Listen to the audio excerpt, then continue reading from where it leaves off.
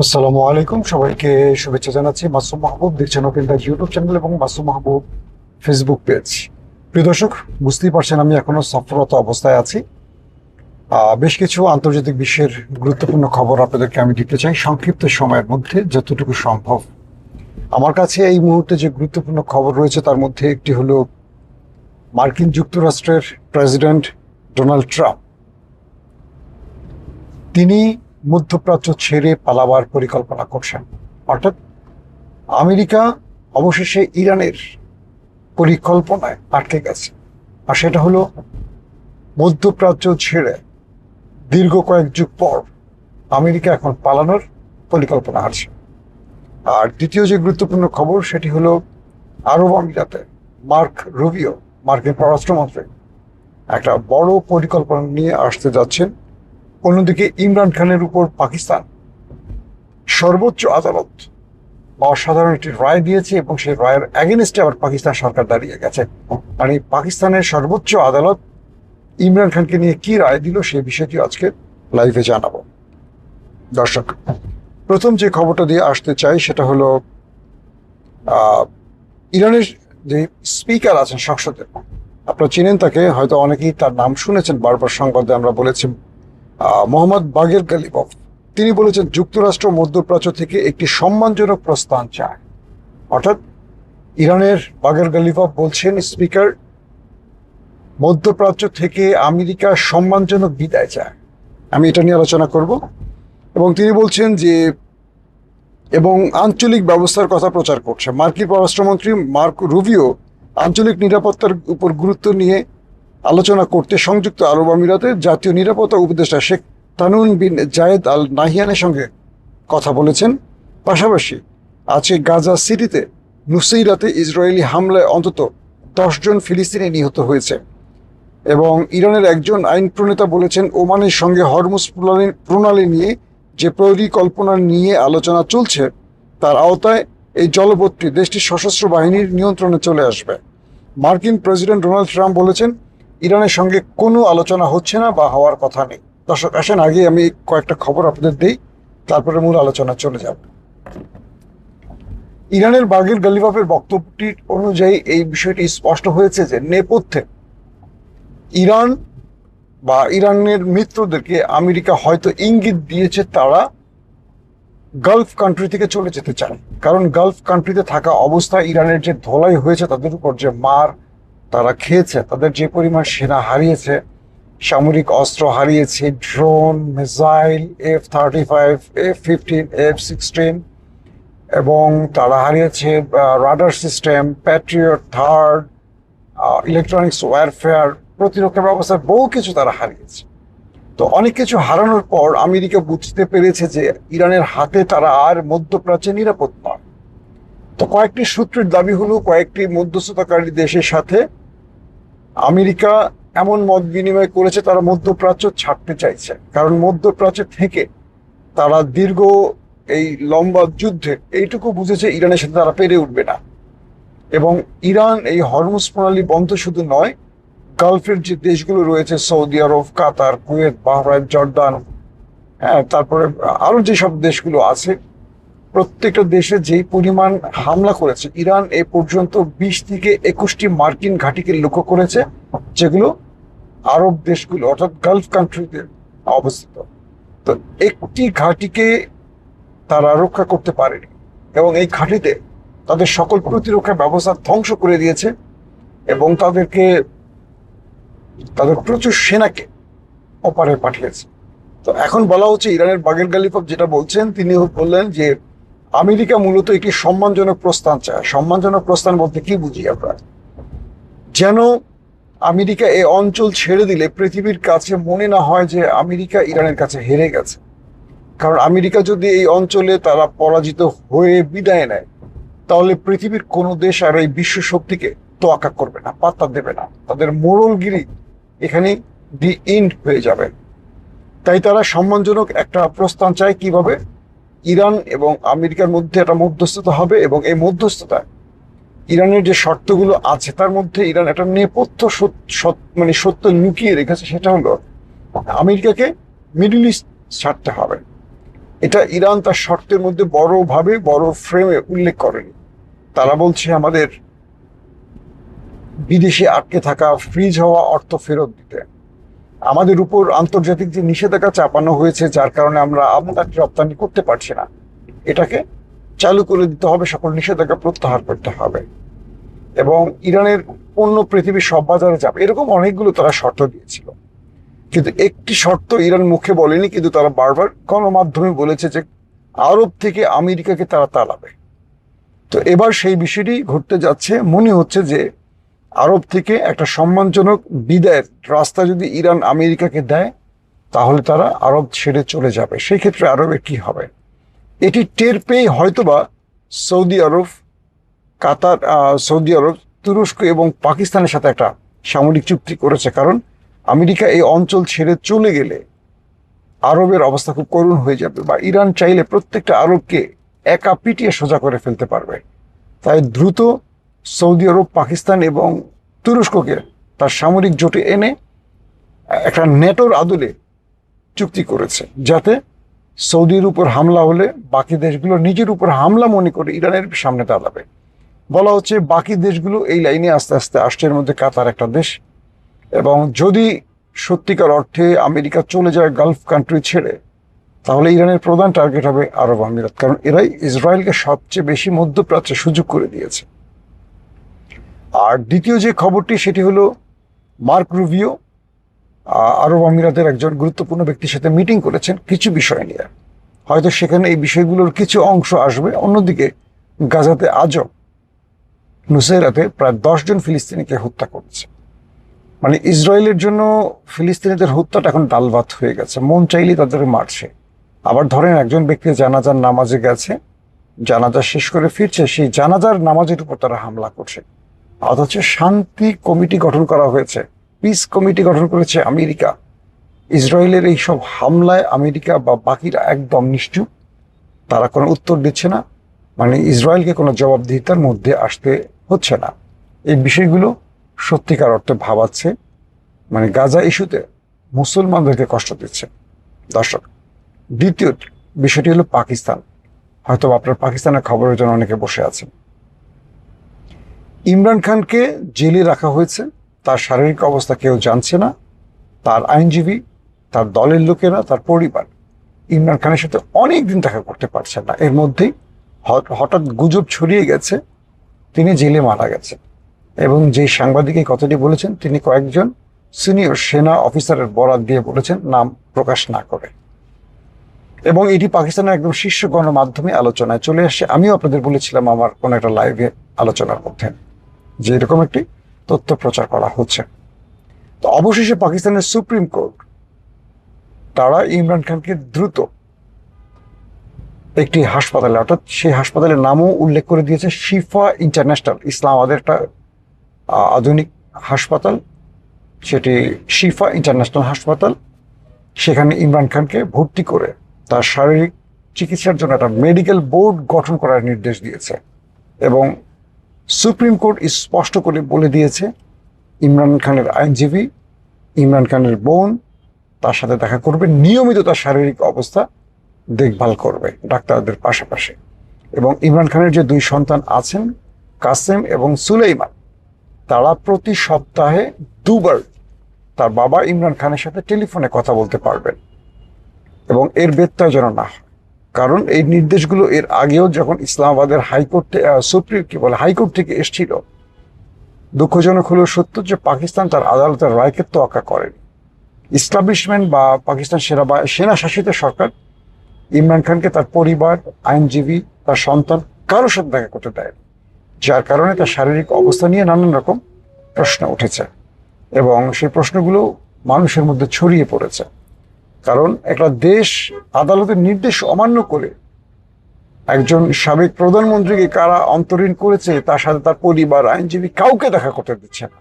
এবং প্রত্যেকটি মামলায় শেষ পর্যন্ত ফেক মামলা প্রমাণ হওয়ার পরও ইমরানকে আটকে রেখেছে। সে 2023-এর আগস্ট মাসে ইমরান খানকে জেলে আটকানো হয়। এখন পর্যন্ত তিনি জেলে আছেন প্রায় 3 বছর পার হয়ে গেল এই আগস্ট মাসে এসে। এদিকে সুপ্রিম কোর্টের এই রায়টির বিরুদ্ধে পাকিস্তান সরকার আপিল করেছে সুপ্রিম কোর্টের রায়। তারা বলছে আদালত সরকার পক্ষের বক্তব্য শোনেনি। তাদের বক্তব্য হলো যদি ইমরান খানকে এই সুযোগ দেওয়া হয় তাহলে বাকি কয়েদিরা এই সুযোগ চাইবে। প্রশ্ন হলো পাকিস্তানের জেলে এর আগেও নওয়াজ শরীফ বা আসিফ আলী জারদারিরা গিয়েছিলেন। তারা প্রতিদিন পরিবারের বাসা থেকে খাবার এনে খাইতে পারতেন এবং তার পরিবারের সদস্যরা জেলের ভিআইপি কামরায় বসে, জেল মানি তো অনেকটা আপনার সাব জেলের মতো একটা ভিআইপি বাসার মধ্যে এসি, ফ্রিজ সব ব্যবস্থা রাখা, পত্রিকা, টেলিভিশন সব ব্যবস্থা করে রাখা হতো এবং সেখানে তারা থাকতেন, খেতেন, আরামায়েশ করতেন, সব পেতেন। জাস্ট নামে মাত্র জেল ছিল। আর ইমরান খান কয়েদি নাম্বার 804, তাকে একটা ছোট কামরা, বাংলাদেশের যে আপনাদের মনে আছে আয়নাঘর, যারা দেখেছেন আয়নাঘরের ছবি বা রিপ্লিকা দেখলে বুঝতে পারবেন, জাস্ট আয়নাঘরের যেই রুম তার চেয়ে একটু বড়, ইমরান খান সেই রুমটির মধ্যে বসে থাকা ছাড়া আর কোনো কাজ নেই। স্যাঁতস্যাঁতে এমন একটি রুমে তাকে রাখা হয়েছে যিনি পাকিস্তানের সাবেক প্রধানমন্ত্রী এবং বর্তমান সময়ে পাকিস্তানের জরিপ অনুযায়ী 80-85% মানুষ যে দেশের ইমরান খানকে নেতা মানেন বা ভোটে ইমরান খানের দল 80%-এর উপরে ভোট পেয়েছিল গত নির্বাচনে। তারপরে তাকে পাকিস্তানের সেনাবাহিনী ক্ষমতায় বসতে দেয়নি, বরং তাকে পরাজিত বানিয়ে বিরোধী দলেও তাকে দায়িত্ব পালনের সুযোগ দেয়। এমন একটি পরিস্থিতি তৈরি করা হয়েছিল। এবার সুপ্রিম কোর্টের রায়ের বিরুদ্ধে আবারও আপিল করেছে পাকিস্তানের বর্তমান সরকার। প্রশ্ন হলো বর্তমান সরকার আপিলটি করেনি, আসলে আপিলটি করেছে সেনাবাহিনী।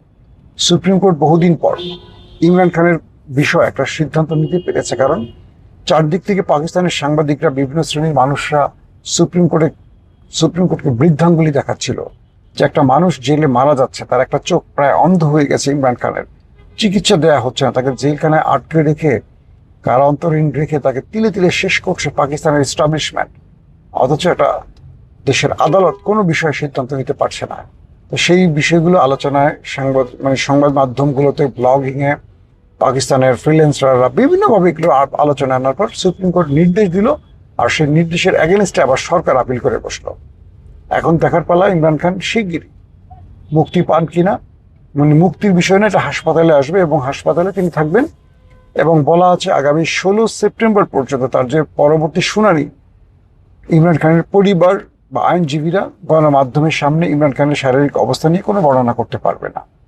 তার মানে কি, এই বক্তব্যটির অর্থ কি ইমরান খানের অবস্থা কি খুবই খারাপ, যে সুপ্রিম কোর্ট তার দলকে, তার আইনজীবীদেরকে, তার পরিবারকে নির্দেশনা দিতে হলো যে তার পরিবার বা কেউ ইমরান খানের শারীরিক অবস্থা নিয়ে গণমাধ্যম বা প্রকাশ্যে কিছু বলতে পারবে না।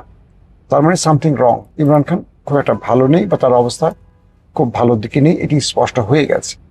এখন দেখি কি ঘটে।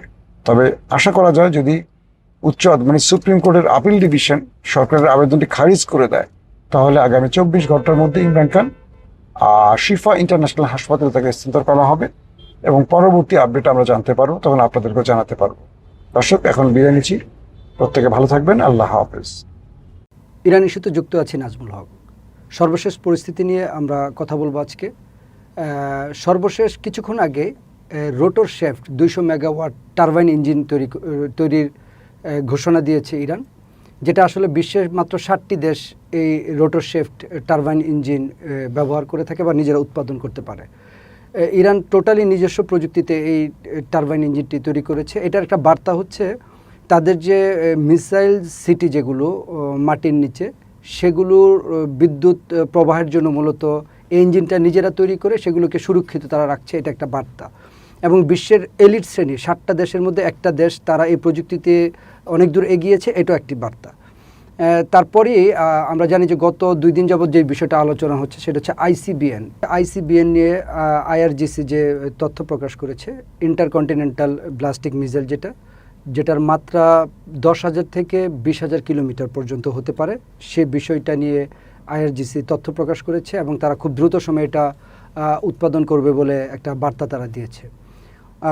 এর মধ্যে মার্কিন এনবিসি নিউজ যে তথ্যটা প্রকাশ করেছে, যেটা আসলে নতুনভাবে নাটকীয় মোড় তৈরি করছে এই ঘটনাগুলোতে, সেটা হচ্ছে রাশিয়া থেকে 25টারও বেশি জাহাজে করে ইরানের বিভিন্ন অস্ত্র সামগ্রী বা গোলা বারুদ এবং অন্য অন্য যুদ্ধ সামগ্রী তারা নিয়ে এসেছে। কাস্পিয়ান সাগর হয়ে এটা এসেছে এবং এটা অলরেডি ইরানের কাছে বেশ কিছুদিন আগে এটা চলে এসেছে এবং সেই জাহাজগুলোতে ড্রোন প্রযুক্তির বিভিন্ন ম্যাটেরিয়ালস, ব্যালিস্টিক মিসাইলে তৈরি করার বিভিন্ন ম্যাটেরিয়ালস, বিভিন্ন রাসায়নিক উপাদান এবং অন্য অন্য বিভিন্ন গুরুত্বপূর্ণ যুদ্ধ সামগ্রী তারা বহন করে নিয়ে আসছে বলে এনবিসি নিউজ সেটা নিশ্চিত করেছে। এই বিষয়গুলো যখন খুব আলোচনায় আসছে, এর মধ্যে ভিন্ন একটি আলোচনা আমরা শুনতে পেলাম যে আজকে ভোর রাতে সিরিয়াতে তুরস্ক এবং ইসরায়েলের বিমানের মধ্যে একটা গোলাগুলির ঘটনা হয়েছে, যেটা আসলে নতুন একটা মাত্রা দিয়েছে এই যুদ্ধের ক্ষেত্রকে কেন্দ্র করে, এবং আরও একটা মাত্রা যুক্ত করেছে সিআইএর সাবেক একজন নীতি নির্ধারক, ওনার নাম হচ্ছে জন ক্রিয়াকো। সে যে ব্যাপারটা তুলে এনেছে যে ইসরায়েলের উদ্দেশ্যে সে একটা অনেক ওপেন লেখা সে প্রকাশ করেছে, সেখানে সে বারবারই বলার চেষ্টা করেছে যে ইসরায়েলিরা ডোনাল্ড ট্রাম্পকে ব্যবহার করে যতটা আমেরিকান জাতিকে অপদস্থ করেছে, বিশেষ করে এই ইসরায়েলিরা ব্যাপকভাবে ডোনাল্ড ট্রাম্পকে ম্যানেজ করে যেভাবে যুদ্ধে জড়িয়েছে, তাতে তারা আমেরিকান জাতিকে হারিয়েছে, গাজা ইস্যুতেও আমেরিকান তরুণদেরকে তারা হারিয়েছে, এবং এই ইরান ইস্যুতে তারা আমেরিকান সেনাবাহিনীকে হারিয়েছে। তারা আসলে সবাই তাদের প্রতি বিরক্ত হয়ে যাচ্ছে। তো সে লাস্টে যেটা বলল যে হয়তোবা তোমাদের এই ডোনাল্ড ট্রাম্প তোমাদের সব কথা শুনে তোমাদের কাজে সে সর্বোচ্চ সহযোগিতা করতেছে, তবে আমেরিকার ইতিহাস বলে এই ডোনাল্ড ট্রাম্প তো আর সবসময় আমেরিকার ক্ষমতায় থাকবে না, তার ক্ষমতা পরিবর্তন হচ্ছে। পরবর্তী যে প্রেসিডেন্ট আসবে সে কিন্তু ডোনাল্ড ট্রাম্পের এই কাজগুলো তোমাদেরকে অকাতরে কী সে সহযোগিতা করেছে সেগুলোর ব্যাপারে কিন্তু সে হিসাব নিকাশ নিবে। আমরা জানি ডোনাল্ড ট্রাম্প ঐতিহাসিক যে সেটেলড ইস্যু ছিল সেই ইস্যুগুলো থেকে বের হয়ে ইসরায়েলকে যে বিশেষ সুবিধাগুলো দিয়েছিল, তার মধ্যে আমরা জানি প্রথমে হচ্ছে যেটা আমেরিকার হিস্ট্রিতে কেউ করে নাই, কোনো প্রেসিডেন্ট করে নাই, জেরুজালেমকে সে রাজধানী হিসেবে ঘোষণা করেছিল। জেসিপিও থেকে যেটা joint comprehensive plan of action, অর্থাৎ ইরানের সাথে যে বারাক ওবামার চুক্তিটা ছিল, যে চুক্তির আলোকে ইরান অনেকটাই পারমাণবিক নিরস্ত্রীকরণের পথে একেবারে সর্বশেষ চূড়ান্ত ধাপে চলে গিয়েছিল, সেই চুক্তি থেকে আমেরিকাকে বের করে নিয়ে আসে এই ইসরায়েল। তারপরে হচ্ছে গোলান মালভূমির স্বীকৃতি আমেরিকার দিয়েছে এই ডোনাল্ড ট্রাম্প, এবং আইসিসির উপর আমরা জানি গতকালকে ইন্টারন্যাশনাল কোর্টের উপর যে নিষেধাজ্ঞা দিয়েছে, যেটা একেবারে আমেরিকার ইতিহাসে কেউ কখনো কোনোদিনও বলতে পারেনি বা করেনি বা সাহস করেনি। সেটা হচ্ছে ইন্টারন্যাশনাল কোর্টের উপর যেহেতু নেতানিয়াহুর উপর আন্তর্জাতিক আদালতের একটি গ্রেপ্তারি পরোয়ানা জারি আছে বা তার বিচার ব্যবস্থা সেখানে চালু আছে, সেটাকে প্রোটেক্ট করার জন্য মার্কো রুবিও এই আদালতকে ঘৃণ্য আদালত হিসেবে সরাসরি বলেছে, এবং ডোনাল্ড ট্রাম্প প্রশাসন আদালতের উপর চরম নিষেধাজ্ঞা দিয়েছে, এবং এই আদালতের অনেক বিচারকের তারা যেটাকে বলা হয় যে তাদের সম্পদ বাজেয়াপ্ত করেছে, যেটা আসলে ওয়ার্ল্ড হিস্ট্রিতে একটা কালো অধ্যায় হয়ে থাকবে। এবং আপনি জানেন যে আব্রাহাম অ্যাকর্ড, এটাও ডোনাল্ড ট্রাম্প ইসরায়েলিদের জন্য সারা পৃথিবীর মুসলিম দেশগুলোকে ঐক্য করে যাতে তারা ইসরায়েলের সাথে ঐক্য করে, সে আব্রাহাম অ্যাকর্ডও ডোনাল্ড ট্রাম্প প্যাট্রোনাইজ করেছে। তার মানে ডোনাল্ড ট্রাম্প বলা চলে যে অনেকে এটাকে মানে সে সিআইএর যে নীতি নির্ধারক, সে অনেকটা আনঅফিসিয়াল ভাষায় যেটা বলতে চাচ্ছিল যে ডোনাল্ড ট্রাম্প এরকমভাবে সার্ভ করতেছে ইসরায়েলকে, মনে হচ্ছিল যে সে ইসরায়েলেরই একজন প্রেসিডেন্ট। এবং এটা আসলে আমেরিকার ইতিহাসে কখনোই কোনো প্রেসিডেন্ট এই ধরনের আচরণ কখনোই করে নাই, যেটা ডোনাল্ড ট্রাম্প করেছে। আসলে এটা ডোনাল্ড ট্রাম্পের জন্য বা আমেরিকার জাতির জন্য একটা বড় ব্যর্থতা, আমেরিকার জাতির জন্য একটা বড় এটা কি বলে যে একটা অধপতন। সব কিছু মিলিয়ে এই সিআইএর যে অফিসার, তার কথা যেটা বোঝা যাচ্ছে যে আমেরিকান জাতিরা এখন আসলে অনেকটা বিরক্ত এবং খুব বেশি বিরক্ত হচ্ছে ইসরায়েলের উপর। আমরা এখন যেটা জিনিস নিয়ে আলোচনা করব সেটা হচ্ছে যে সর্বশেষ পরিস্থিতি কী। পরিস্থিতি আসলে এখন আমরা জানি প্রায় 63 দিন যাবৎ, মাঝখানে 7 দিন বা 8 দিন কিছু পাল্টা হামলা বাদ দিলে প্রায় 2 মাস এই যুদ্ধটা স্থগিত হয়ে আছে। তবে এই ধরনের স্থগিত কিন্তু একটা বড় বার্তা দিচ্ছে, ঝড়ের বড় ঝড়ের যে পূর্বাভাসের মতো বা বড় যুদ্ধের একটা পূর্বাভাস আমরা পাচ্ছি। আসলে যুদ্ধটা হয় কি না এটা হচ্ছে মার্কিনিরা কিভাবে এটাকে ডিলিংস করে সেটার উপর বড় বিষয়।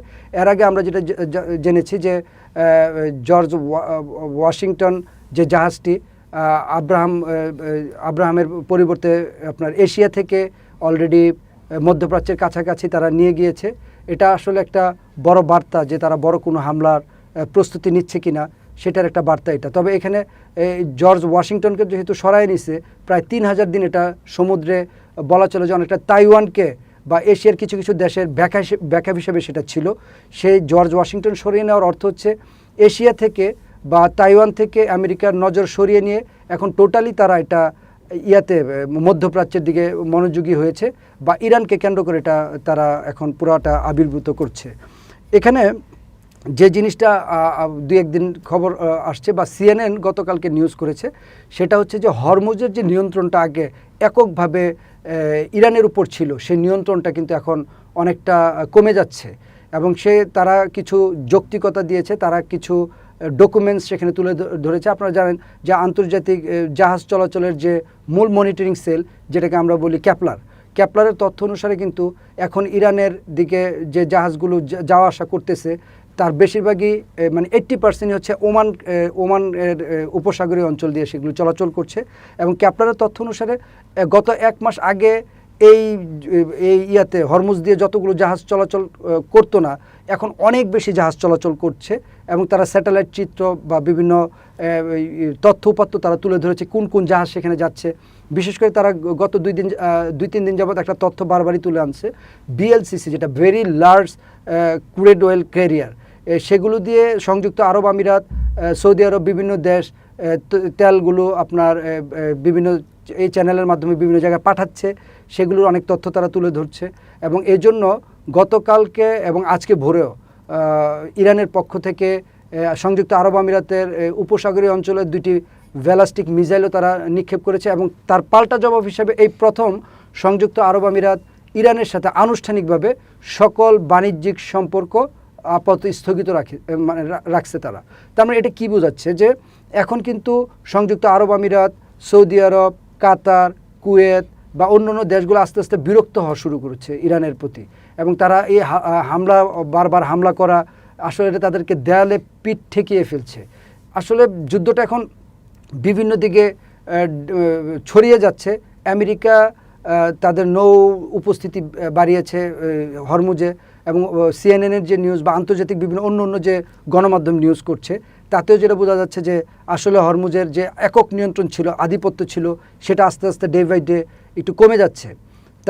এবং পাশাপাশি এটাও একদিকে যেমন হরমুজের নিয়ন্ত্রণ কিছুটা কমে যাচ্ছে, তার বিপরীত চিত্র যদি আমরা দেখি, এই যে প্রায় 63-64 দিনের যে যুদ্ধ বন্ধ, তার মধ্যে আমরা বললাম যে 7-8 দিন এটা পাল্টা হামলার কিছু ঘটনা ছাড়া প্রায় 2 মাস যে যুদ্ধবন্ধ আছে, এই যুদ্ধে কিন্তু ইরান ব্যাপক প্রস্তুতি নিয়েছে বলে রয়টার্স বা আন্তর্জাতিক বিভিন্ন সংবাদ মাধ্যম সেগুলি সংবাদ করেছে। বিশেষ করে রাশিয়ার 25টি জাহাজ ইরানের বিভিন্ন যুদ্ধ সামগ্রী সমৃদ্ধ করেছে। চীনের বিজ্ঞানীরা, আমরা জানি বুশেহারে রাশিয়ান বিজ্ঞানীরা অবস্থান করছে, এটা আগে থেকে অবস্থান করছিল। চীনের বিজ্ঞানীরা রেয়ার আর্থ বা বিরল খনিজ মানে উল্লেখ করে তারাও ইরানের কিছু জায়গায় অবস্থান করছে বলে আন্তর্জাতিক মিডিয়ায় খবর আসছে। তার মানে রাশিয়ার বিজ্ঞানীরা অবস্থান, চীনের বিজ্ঞানীদের অবস্থান, রাশিয়ার 25টি জাহাজ চীনের বন্দরে আসা, চীনের ম্যানপেড ব্যালিস্টিক মিসাইল তারা রেডি করে রাখা এবং প্রায় 2 মাসে ইরানের ব্যাপক রণপ্রস্তুতি, সব কিছু মিলিয়ে একটা লম্বা যুদ্ধের প্রস্তুতি ইরান নিয়ে ফেলেছে এবং সেই যুদ্ধে তারা কিভাবে টিকে থাকবে এবং শুধু সেই যুদ্ধ না, তারা এই প্রথম আত্মরক্ষা থেকে অ্যাগ্রেসিভ মাত্রায় প্রতিরক্ষার ব্যবস্থা সাজাচ্ছে। অর্থাৎ তারা শুধু নিজেকে রক্ষা করবে না, প্রয়োজনে তারা শত্রুর উপর আগেই হামলা করবে, এই ধরনের একটা নীতিগত সিদ্ধান্ত তারা নিয়েছে।